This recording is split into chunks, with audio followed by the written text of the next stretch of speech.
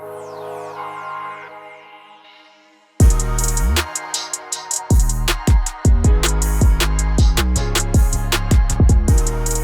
Jordan. What's up, Michael? Do you have your three things? No. Then we are beginning with the importance of assimilation after immigrating. I'm just kidding. How you doing, brother? I mean, it is important, like, objectively. I think we all know that. Left, right, center. I think we all know that. But how are you, Jordan? I'm exhausted, brother. How are you? Why are you exhausted? I tried to sleep in the sukkah last night. Oh, nice. Yeah, it was great.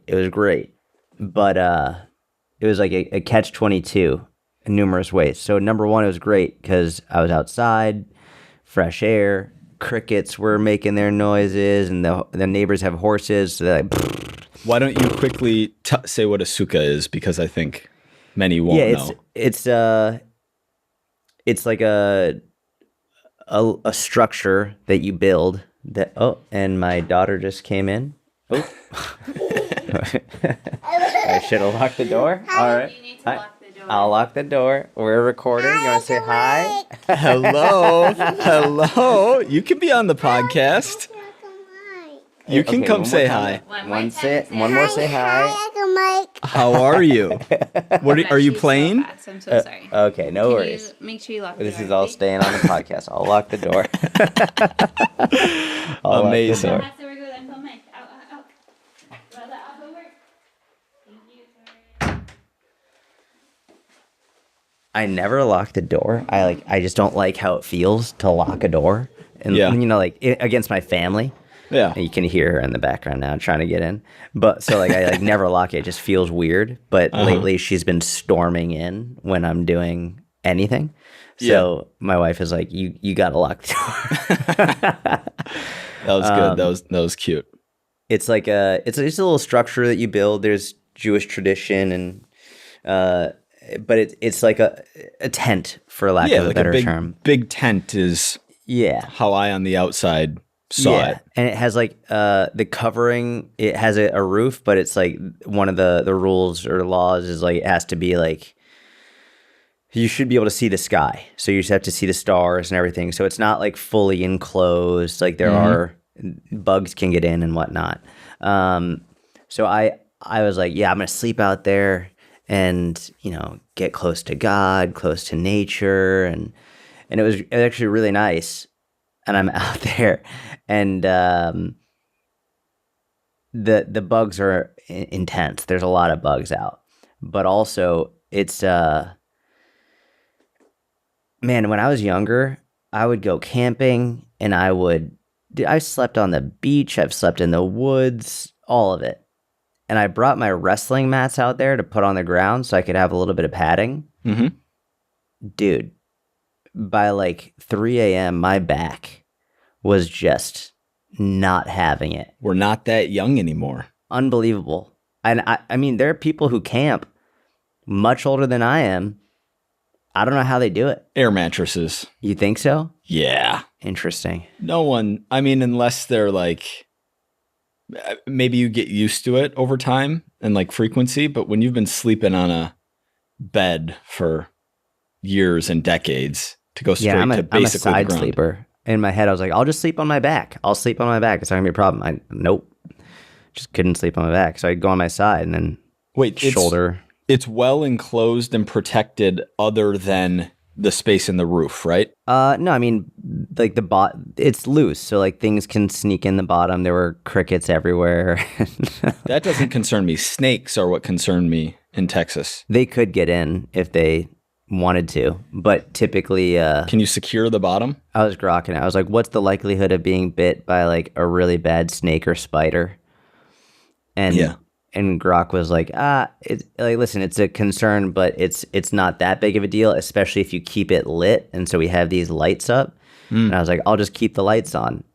So I couldn't sleep because the lights were on. So my sleep quality was down. Dude, horrible. So then I eventually, after many hours out there, I'm like, I'm just going to go in. And my daughter, the oldest one, who just bombarded the podcast,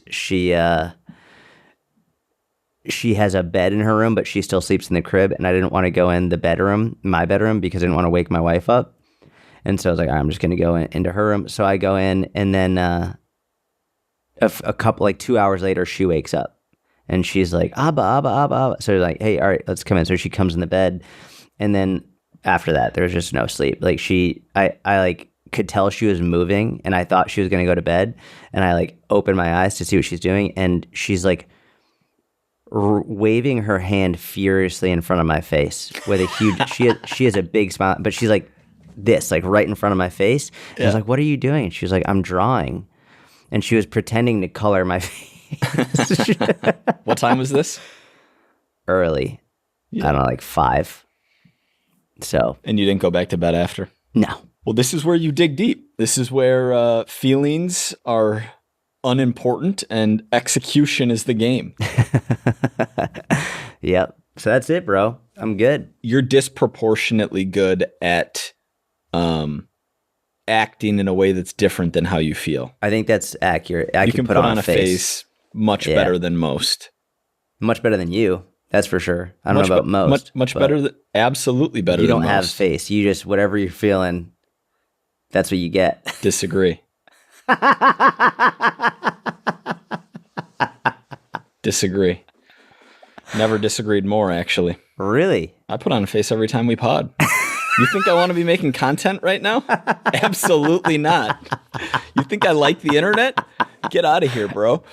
I'm showing up with my lunch pail for this 1 hour. I never every single week. I put on a face every time. Nothing to do with you. Love talking to you, but yeah, you do look tired. Yeah, I got those bags. Yeah, it's the sleeping on the hard ground, even with the mats. You can't side sleep on the hard ground. I can't believe. What did you do? Did you go to stomach? No, I just went from back to side, back, side, and. Do you have a pillow? I had 2 pillows. What were their positions? Not your optimal 6-pillow solution. Let's hear it. They were just both under my head. Okay. Yeah, sounds suboptimal. Are you going to do it again? I need to figure out a way to make it more comfortable, especially as. Get an air mattress. I'll have to get an air mattress. Yeah. Yeah, I'll get an air mattress. That'll help. Like we slept on in the Hamptons. Yeah, those were nice air mattresses. Those were, I got some good sleep stuff. I don't know, dude. Because I definitely didn't feel great. I remember you being like, man, my back. I don't know if you remember that, but I feel like now if I tried to sleep on those, it would probably be somewhat similar. What's the? That was almost 10 years ago. That famous boxer's quote.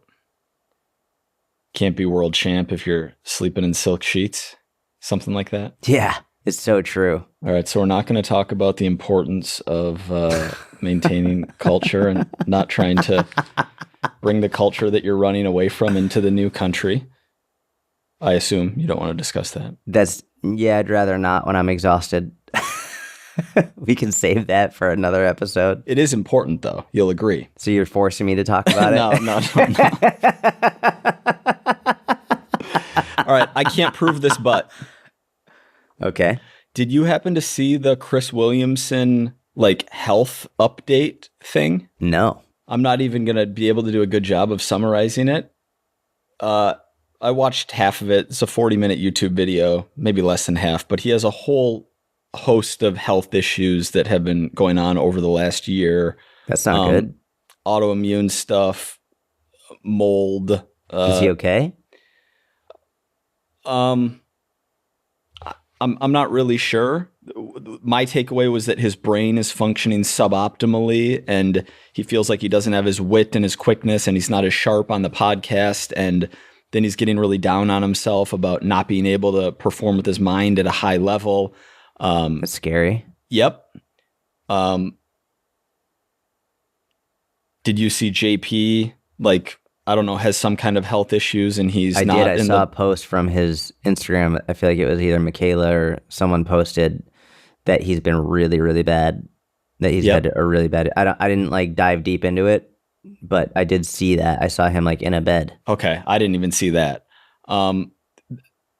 Other names who I won't mention who are not in the public light and less severe health issues with this common through line of chronic stress being a massive contributor to a whole host of health issues. And I can't prove this, but is that chronic stress is, if you add up direct and indirect effects, and like an indirect effect of chronic stress could be chronic stress leading to using food to compensate, which has downstream negative health consequences. So directly or indirectly, chronic stress is the biggest killer in the West right now. I completely agree with that. And I actually, like, because there was no mention of it through,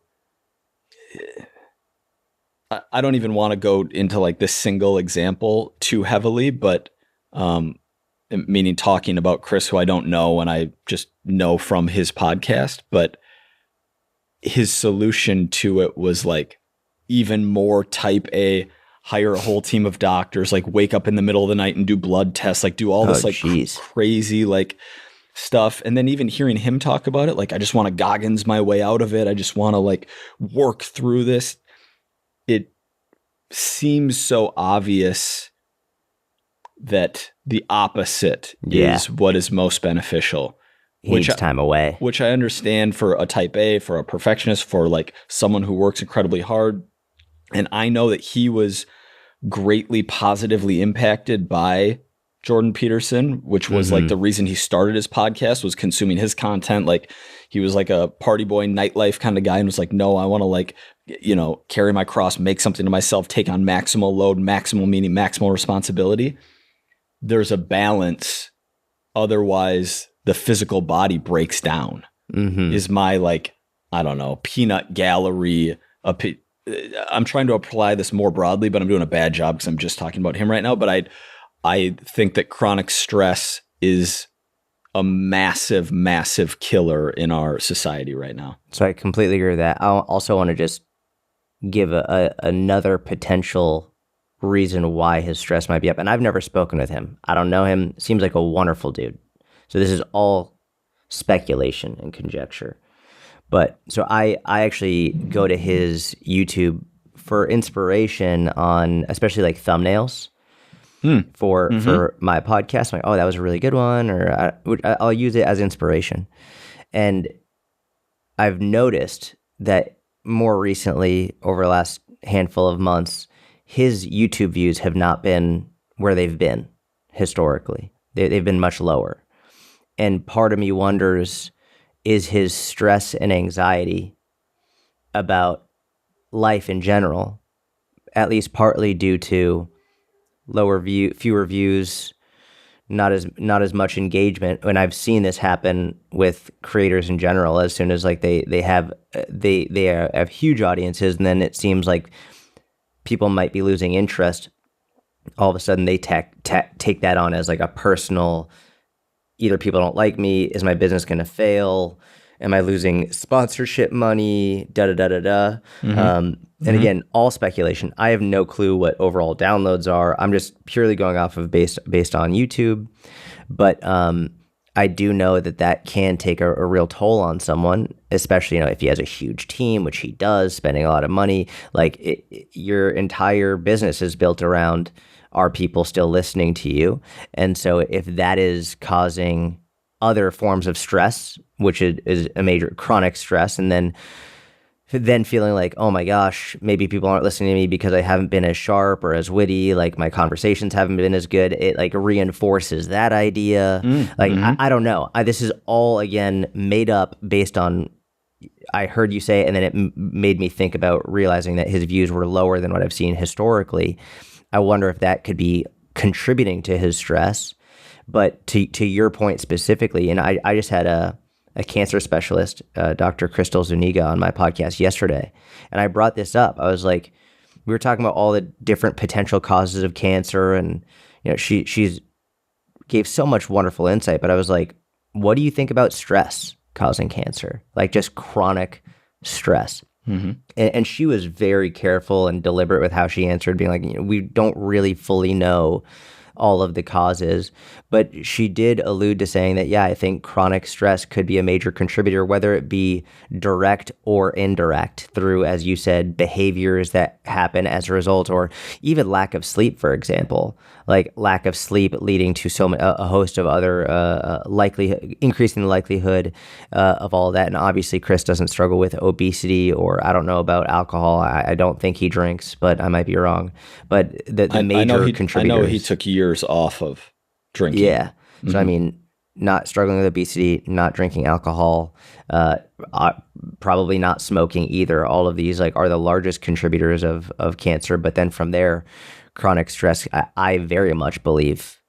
I mean, and this is one of the things I was talking about. It's what is cancer? And got a really wonderful answer about what it is. And it's literally, it's our own cells.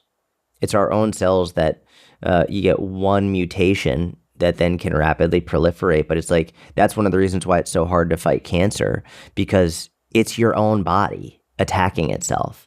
And it makes sense to me that if you are under chronic stress all the time, that there would be changes happening on a molecular level, or on a cellular level, that are not good for you. And I've heard you talk about a lot of the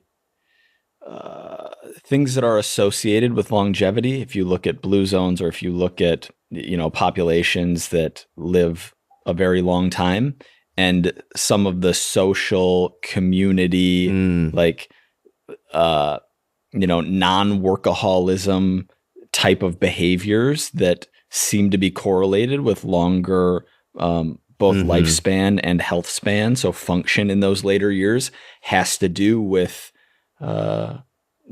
community, basically non-stress, lack of chronic stress. Yeah. I'm trying to do more of that in-person community. That's a major health focus right now, which is I just think that's equally important as daily movement. Especially when what community is filling in for a lot of people, or what it is the opposite of, is isolation and chronic internet consumption. Yeah, completely agree. Which is not only physiologically screwing with the pleasure-pain balance in the brain, but is also radicalizing us. I think it's safe to say the more there's a 1-to-1 linear response in time spent consuming on the internet, and radicalization of beliefs and opinions. That is the most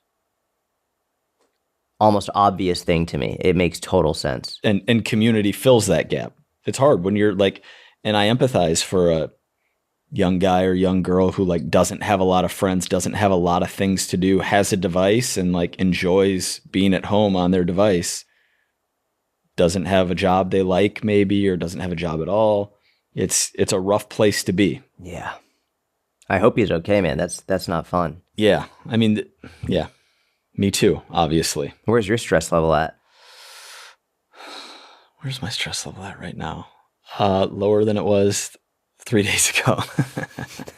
Are we going into that or no? No. Well, okay. Not because I said it. I had a bunch of family in town. We had a lot of house guests, and I'm introverted. And so we had a long period of time where there were a lot of people in close quarters. And so that was fun, but also, difficult. Anyone who's introverted and has a routine, and then you throw a huge wrench in their routine and they go a week without a minute of alone time, they just don't feel like their normal self, and then readjust back to normal in a day or two. So, dude, even for me, and I'm extroverted, if I've got a bunch of people in my house, it's tough, dude. Yeah. Even if I really love the people and I absolutely adore them. Of course. It's just changing your routine. It's stressful. Dude, I love my family more than anyone. Going on a family vacation, I don't think that I could do a 2-week family vacation at this point in my life. A week is kind of But I forget these things, which is funny. I get real You optimistic. do forget, yeah. Yeah, what's wrong? You're always like, it's going what's to up be with me? great. It's going to be the best thing ever. It's like toxic Positivity. Yeah, it's toxic positivity. What a stupid term, but it's true. Yeah. It's like hopefulness and yeah. Your brain forget. It's sort of like when you're like, if you're dating someone and it's the worst relationship ever, and it's just like, there's nothing good about it at all. And then you break up, and then you're like, your brain brings you back to like the flashes of laughs or potential like moments that might have been enjoyable, and you're like, well, I should get back together with them. We should do this again. It's gonna be good. We had so much fun together. That's exactly right. The brain is wild. It I really know. can like block. I mean, But yours Even- doesn't do that. And by the way, I'm such a hypocrite. I'm finishing my Cliff Bar right now. dude, trust me. Don't even get me started. 2 weeks ago, I got mad at Jordan because he was eating during the podcast. Furious. Well, in fairness, you planned on Shut the eating. podcast off. You planned on eating a whole meal throughout the entire episod. It was 2 protein bars. I said, okay, well, we'll wait and you can finish them. And you're like, nah, this is going to be a while. I was like, okay, well, what am I supposed to do with that? I don't want to rush it. How do you consistently remember, like, because I've even had instances, we're not going to get into any details, where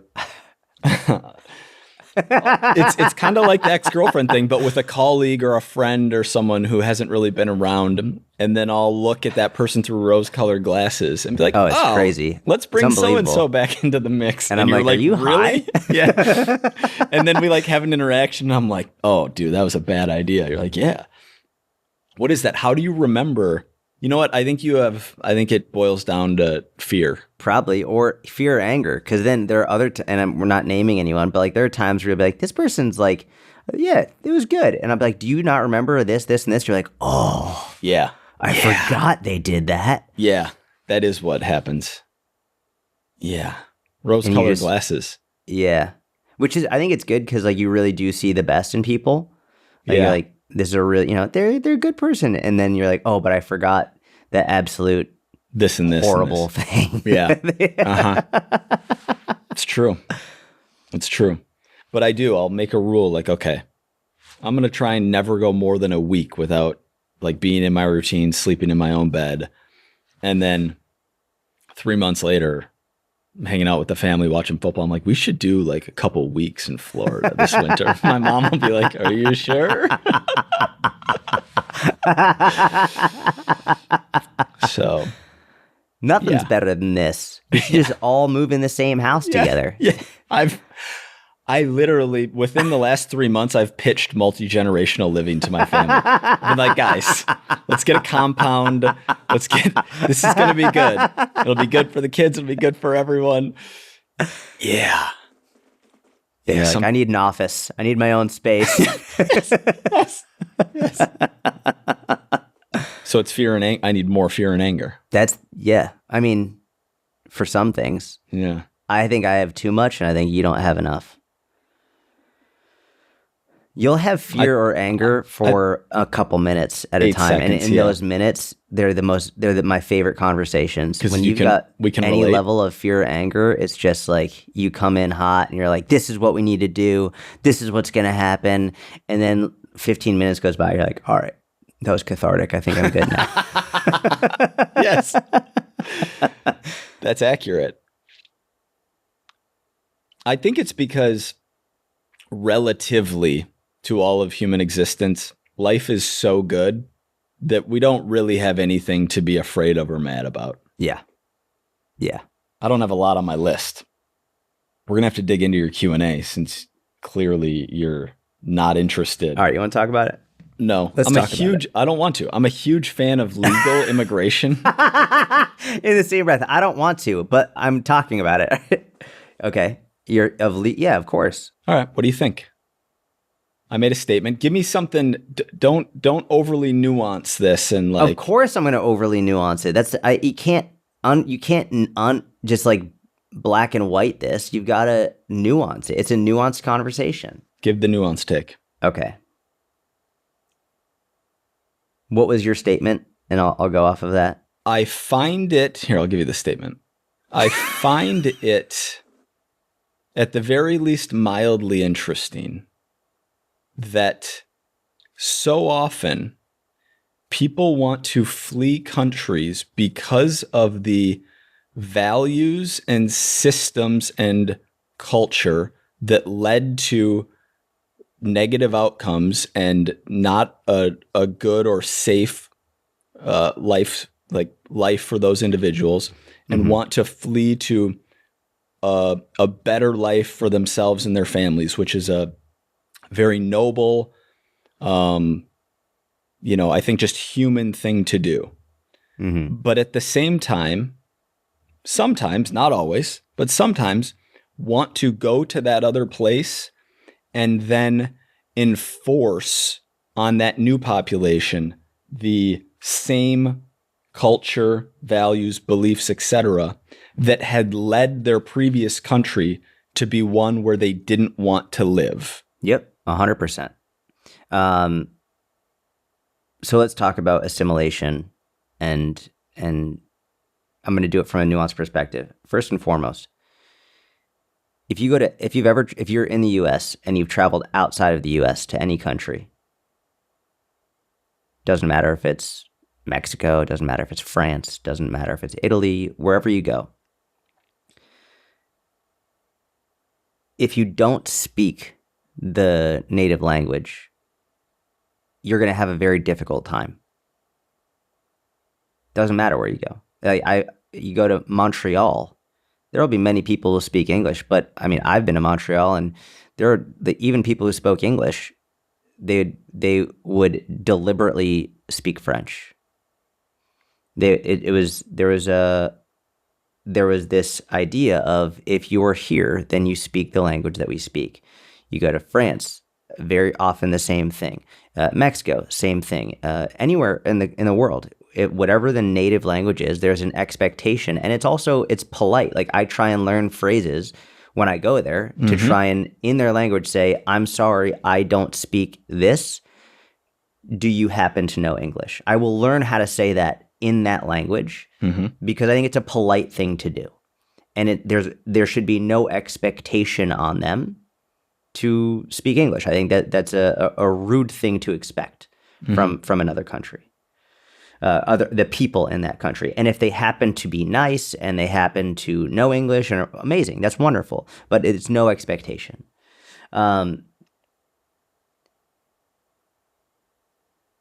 From there, what I think is really interesting right now is, among Americans, this lack of understanding that America is the most diverse country in the world, bar none. It is not even, there is no other country that, number one, accepts more legal immigrants on an annual basis by far, which is, by the way, amazing. It's incredible. And there's no other country with nearly as much diversity of nationalities and people from all over the world and languages. There's no other country like it. It just doesn't exist anywhere, in any other country. It just doesn't exist. So we are, and just because we are, number one, the most diverse country, and also the most accepting of other cultures, that doesn't mean we are perfect in any way, shape, or form. But I think that we should understand that, yes, we are the most accepting, we are the most diverse, and there are things we can do to improve. On the other side of the coin, just like with literally any other country, and by the way, Hillary Clinton ran on this, saying that if this was not a controversial thing to say in the early 2000s, 15, 20 years, not a controversial thing to say. If someone moves here legally, then, as Hillary Clinton has said numerous times, as Barack Obama said, we want them to assimilate into our culture. That doesn't mean believe what we believe from a religious perspective, that's irrelevant. Constitutionally, freedom it of is religion. irrelevant. You can Correct. believe whatever you want to believe. Yep. But culturally, one of the amazing things about this country. yes, believe whatever you want to believe. But culturally, and that's why as you go through the process of becoming a legal citizen, you have to learn about American history. You have to learning English is an important part of that, so you can better contribute to our society. If you don't speak English, then you are inherently limited to contributing to the society inherently, because you're not speaking the native tongue, which is, again, in every single country. This doesn't give anyone the right to be rude or mean or whatever to someone who's struggling at all, but it should be a non-controversial statement to say that if someone is moving here, learning English it should be a major goal of theirs. Like, it should be anyone moving to another country learning the native tongue. And also, to your point specifically, people moving here to flee radicalism, to flee danger as a result of the culture from where they are from, assimilating to American culture. Like, the reason they come here is for safety. The reason they come here is for freedom. The reason they come here is so that they can live in peace. And so trying to bring the cultural norms of what you're fleeing from is inherently anti-American. And anti-American, it doesn't mean anti-white. We have Americans of every race, every shape, every religion. American doesn't mean white. American means American. You are a citizen. If you're an American citizen, you're American. And that means following the American ideals and outlined within the Constitution and what we stand for, which is freedom for all. And that is not, ironically, that is not the prevailing idea in many of these nations that people will come from. Freedom for all is not what they stand for. And so trying to institute that into American society is a very dangerous precedent that I don't think the people who are fighting against that, I don't think they understand what the logical conclusion is. I don't think they really understand, which is actually why we see a lot of, for example, I'll give you an example that is closer to my heart and soul, which is we have the very progressives LGBT community aligning with Hamas, which would throw them off a building, which would kill them, which slaughters gay people. They don't have rights for gay people. It is not allowed. Mm-hmm. It is illegal, which it's just that's why I think they're operating from a place of ignorance, which is just not fully understanding that if you get what you're fighting for, you die. You lose your freedom. And only then would you realize how good you actually had it. Brother? Was that a good nuanced take? That was a phenomenal. You should sleep outside more often on the hard ground. I think it sharpens your mind. It's just the truth. It's just the truth. It's very well said. And it shouldn't be a controversial thing to say. And I don't think it is, actually. I don't think it is. We'll see. I mean, over the last year, really, any time that you and I have gone down a road that we thought might be controversial, the amount of positive feedback we've got from listeners is wild. And so that's good. Yeah. That's good. So I'm not worried. But with that said, do you agree or disagree? You're not. You have to give your thoughts. I gave my thoughts. I'm black and white. I gave my thoughts. You gave great nuance. I loved the nuance. You also are very good at framing and giving like context, and I'd be very interested to see your IQ breakdown in terms of like verbal fluency versus math. Yeah, other. But yeah. Speaking of, yes. Bro, that guy, I was going to put that on my list. Jordan sent me an Instagram reel of, do you know his name or his handle? I can find it. Here, I got it. It's, this guy is hilarious. This is Some of the funniest. Sahib, Sahib. Sahib Singh, Singh. He is so funny and so creative. And I mean, I told you, it was like the amount of time and effort he must put into each one of these reels is wild, which from a tactical standpoint in 2025 for standing out in this like over-polluted, overproduced, like having too much supply of content, like this is quality. But you sent me the one of him trying to calculate the 20% tip. Dude, at dinner. I've never related to anything more than like him trying to calculate. The person that he's at dinner with is like, yeah, just give him 20%. And he's like sweating, trying to do the math on the receipt. And he's just like completely nervous. It shows the calculator, and then it shows he's just punching in all these numbers. And then you see negative 954.3278. It's just like unbelievable. And did you watch any of the ones I sent you? Not yet. You're the worst. You're the worst because you send me things and I'll watch them and then I'll send things back and you're just like, nah. No, you're right. Yeah, I'm sorry. I got to get better at that. I got to get better at doing that and replying. And yeah, you're right. Bro, him sitting in the corner of the bar with this like music going on and he's like trying to act cool while his buddy's talking to this girl. He has so many funny reels. Yeah, I need to watch more. It was just the math one. And it was funny because I showed that to my wife. And my wife is really good at math. Like just gets it.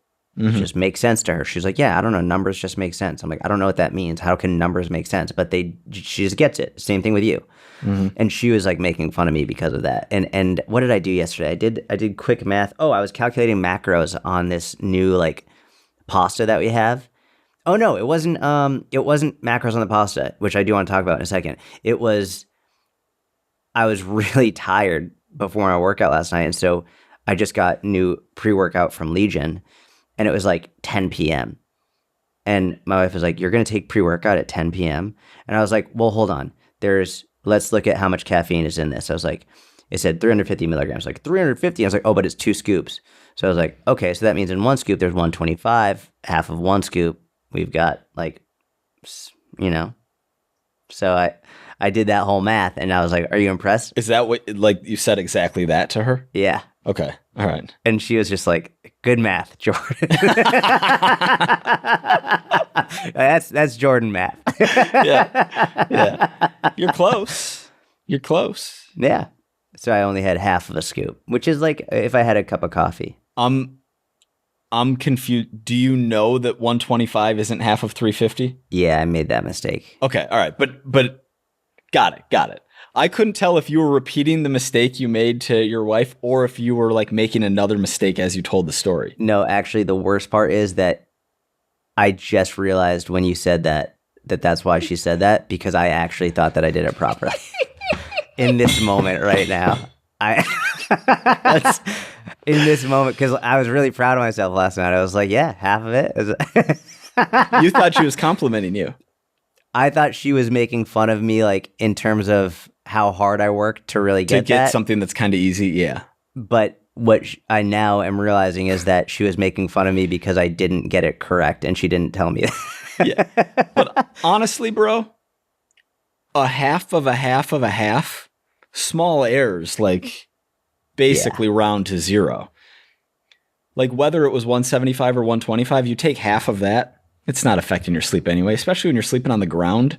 You could have 4 scoops and you weren't sleeping good. Like, it didn't matter. You could have had no scoops and you were sleeping bad last night. Yeah, could have had melatonin, could have had anything. Wouldn't have slept. And I wouldn't have gotten it right mathematically anyway. So, either way. Yeah. You had a real phase in there when you were on the treadmill a bunch. I still do it. Yeah, 8 plus 7, 15. You know what I'm talking about? I would like add up the numbers that I'm seeing on the screen, try and get better at my like quick math. Yeah. I don't know why. Just numbers don't make sense to me at all. Hey, we all, we're all different. People listening are like, oh my gosh, he just got half of that wrong. That's an easy mistake. Like, I see where you were going with that. 125, 250, 350. My chess game is getting better, though. You are getting phenomenal at chess. No, not phenomenal. I'm getting better at chess. You're getting substantially better at chess by huge multiples.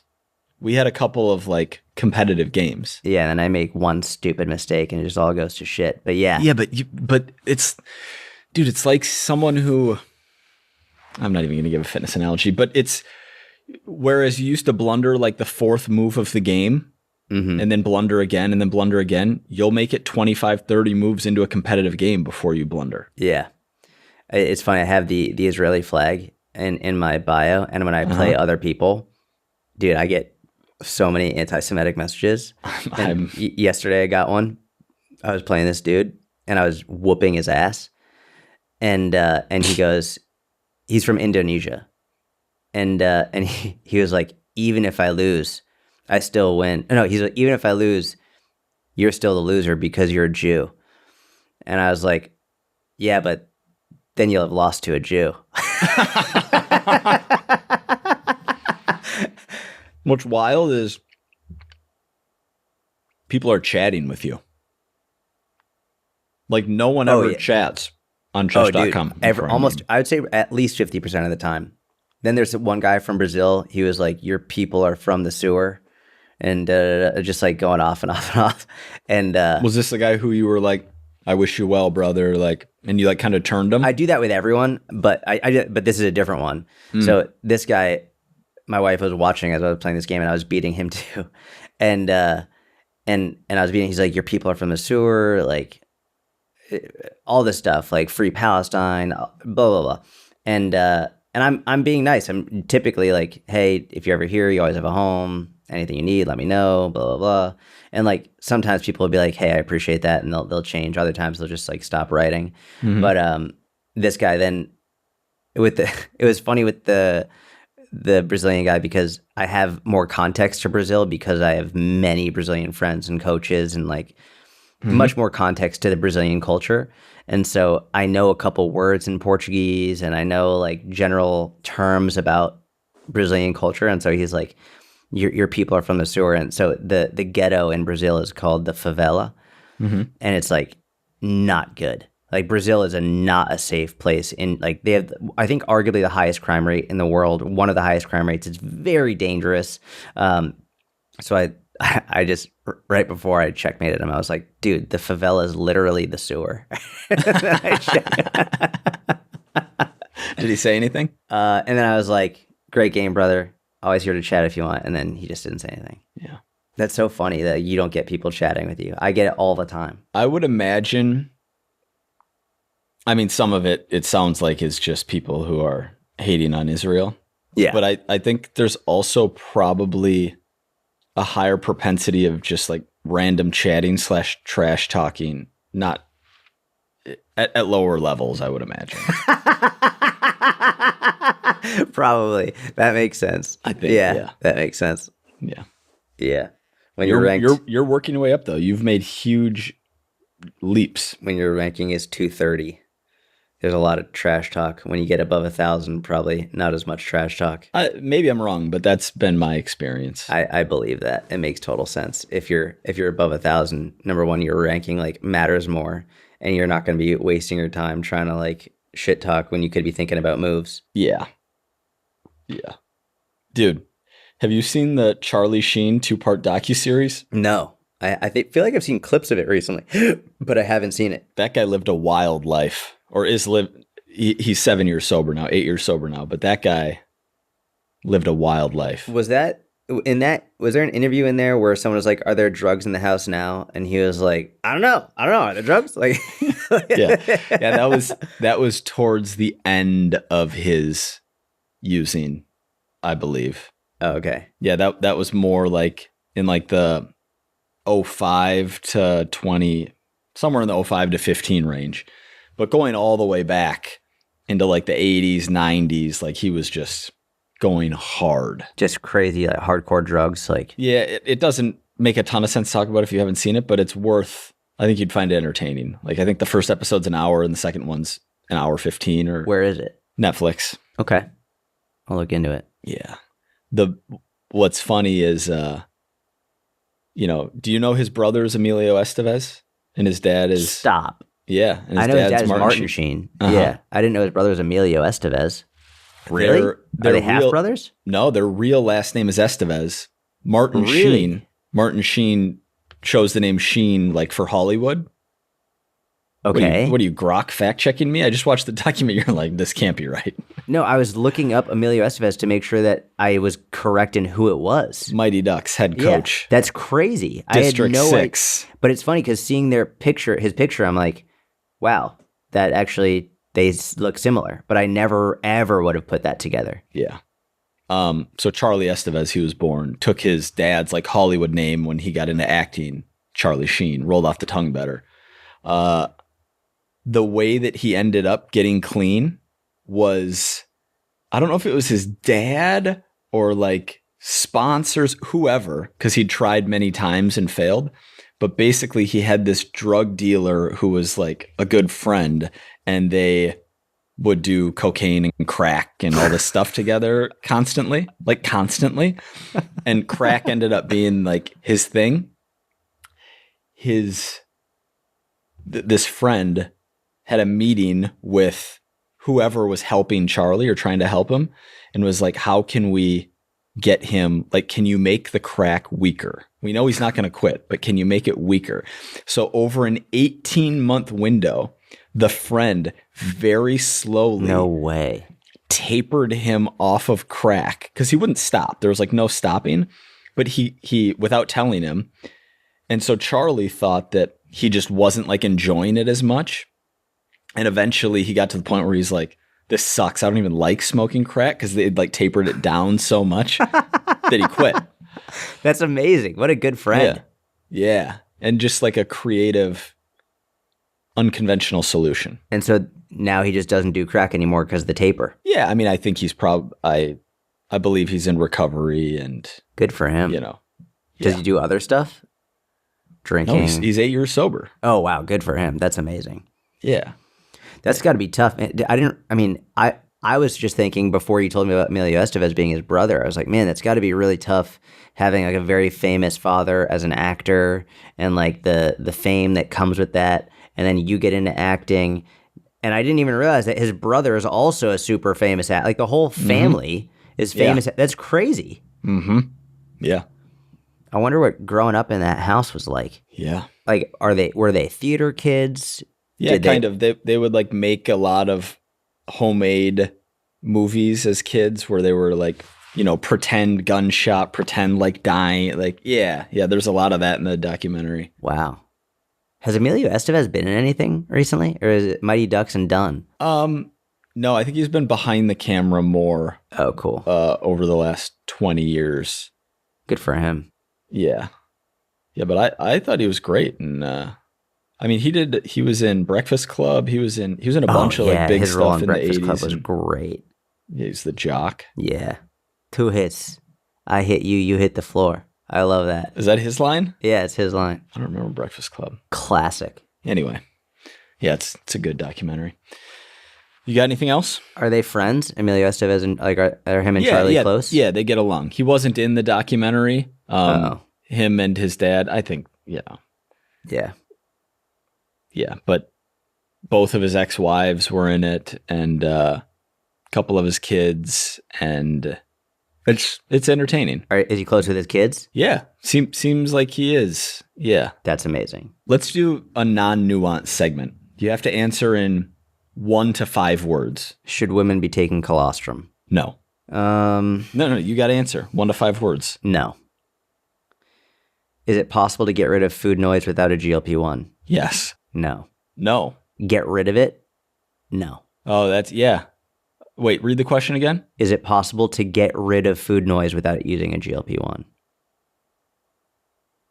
Yeah, you might actually be right. I think it's the difference between like having this drug that essentially either takes it away or severely reduces it versus learning how to fight it. Because I think if you're not on it, you're going to have a bigger battle. I don't know if it can ever like get rid of it. Would you say that it's gone or just severely reduced? So outrageously reduced. And it depends. Like I think earlier on it was gone. Like Yeah. early on it was gone. And then the more I've gotten used to it, Yeah. the more like it will come back. But dude, like even at night before, like when I wasn't taking it, or where there were times where I like took off as part of the experiment, Mm-hmm. I was just not hungry. I'm just gonna go eat. And now like I'll go into the pantry, same foods are there, and it will be like the behavior of like I'm gonna go in and I'll look at everything and be like, nah, just don't want it. Whereas before it'd be like it would be more of like I need a little bit of willpower Yeah. to like Yeah, that's a good point. Yeah. If the question is reduce, you can reduce it without a GLP-1. You can improve it without a GLP-1, but I don't think you can get rid of it. yeah. And we're not going to talk about this now, but it's a separate conversation whether or not the goal is to get rid of it. Yeah, that's a great question. Yeah. All right, third question. When deciding what weight training program to follow, how do you deal with analysis paralysis? Just do it. I was going to say just pick one. Yeah. Is there a whoosh with muscle building or just weight loss? Unfortunately, just weight loss. Just weight loss. Yeah. I feel so addicted to food that it might as well be drugs. Help. Read Dopamine Nation. Speak with a therapist. I like it. Top 3 supplements the average person should take. Protein powder and creatine. Done. Protein powder. D. Vitamin D. Protein powder. Vitamin D.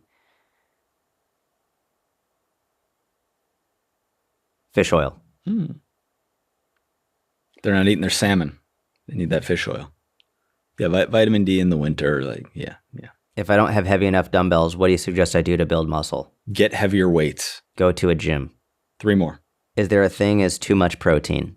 In practice, no. Yes. Do you know anyone who's overconsumed protein? I would say I know many people who... No. Don't give me this relationship stuff. I want physiological downside from too much protein consumption. Well, no, it's because it's not just physical, but I would say, I'm not saying like there are like kidney issues from it, but I am saying that their overconsumption of protein is leading to an underconsumption of fiber, which is not like beneficial for health. So I would say like, I'm not saying that there's... You mean because they're restricting to like meat-only diets? I just mean that they're so focused on protein that they actually don't have as high quality of a diet as they think they do. Yeah, that happens. But you can also eat 300 grams of protein per day and have 50 grams of fiber per day. Correct. That's exactly right. Yeah. You could eat. That's why I hate the 5 word or less. It's like, it's not because protein is going to cause damage to your body, but it's because if someone's eating 300 grams of protein a day, like good luck. Like most people aren't then going to be like, let me also get these veggies in. And like, that's a wild amount of protein. You know what I mean? And I don't think there would be serious negative health effects from it physiologically, but the negative health effects would come from what you're missing as a result of being so full on protein. Would you rather have someone consume 300 grams of protein per day or 300 grams of saturated fat? Protein. All right. 9. Building glutes. I feel lunges in my thighs, but not my glutes. Lean forward, comma. Slightly larger step. That's literally exactly what I was going to say without the comma. The grand finale before we get to the mentorship Q&A. Starting out with a home gym, must have weight equipment. Dumbbells, bench, pull-up bar. Adjustable dumbbells, bench, monkey feet. And you have it. Hope you enjoyed that episode of the Personal Trainer Podcast. Please leave a 5-star review. We will be back next week, every Tuesday, until we stop. Could be next week. See ya.